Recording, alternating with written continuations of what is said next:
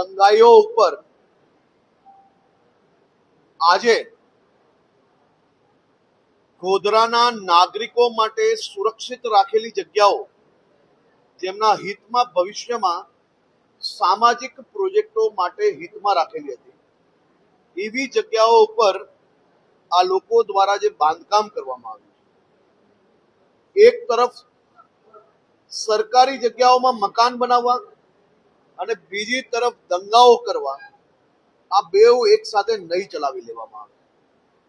કડકમાં કડક પગલા ભર્યા છે અને હજી વધુ કડક પગલા ભરવામાં આવશે.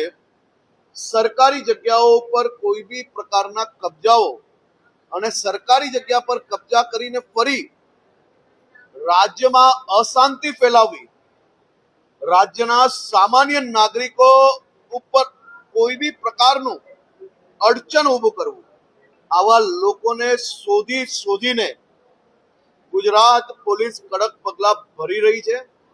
અને જો કોઈ આવી ભૂલ કરશે તો આનાથી બી વધુ કડક પગલા ભરવામાં આવશે. 9 દિવસની નવરાત્રી